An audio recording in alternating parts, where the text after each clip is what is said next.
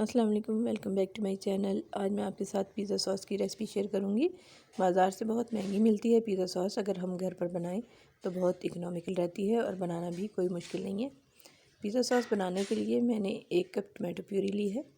Tomato puree बनाने के लिए आधा किलो टमाटर को मैंने आधा गिलास पानी डाल के 15 से 20 मिनट के लिए बॉईल किया और उसका छिलका हटा के मैंने पानी डिस्कार्ड कर लिया और टमाटर को ब्लेंड कर लिया।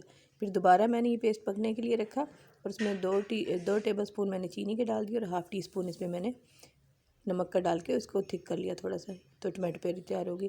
तो टमाटो प्यूरी मैंने पकने के लिए रखी है, उसमें 1 टीस्पून मैंने ऑरिगेनो का डाला है, half tea spoon crush chillies और गार्लिक पाउडर इसमें डाला है मैंने हाफ़ टी स्पून और सॉल्ट हाफ़ टी स्पून। बस ये चीज़ें इसमें जाएंगी, इसको हम थोड़ा सा पका लेंगे।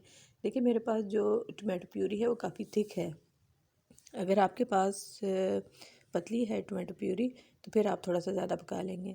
आँच को हम मीडियम टू लो ही रखेंगे, तेज़ आंच पे नहीं पकाएंगे।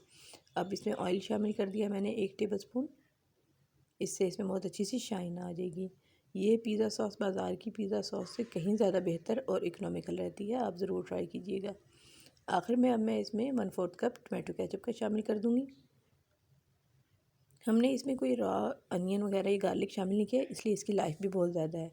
आप इस पिज़्ज़ा सॉस को बना के ठंडा करें और किसी जार में डाल के आप 1 महीना के लिए फ्रिज में भी स्टोर कर सकते हैं। ये देखिए इसको हमने थोड़ा सा पका लिया टमाटो केचप डालने के बाद। ये देखिए आँच बहुत मैंने हल्की रखी हुई है। अब इसको बस मज़ीद 1 से 2 मिनट के लिए पकाऊंगी और इसकी थिकनेस देख लें, इतनी थिक मुझे चाहिए। ये देखें आसानी से स्प्रेड भी हो सकती है और बहुत अच्छी हमारी पिज़्ज़ा सॉस तैयार हो गई है। फ्लेम को ऑफ़ कर देंगे और पिज़्ज़ा सॉस को ठंडा करके जार में फिल कर लेंगे। रेसिपी आपको अच्छी लगी हो तो लाइक और शेयर कर दें। Thanks for watching.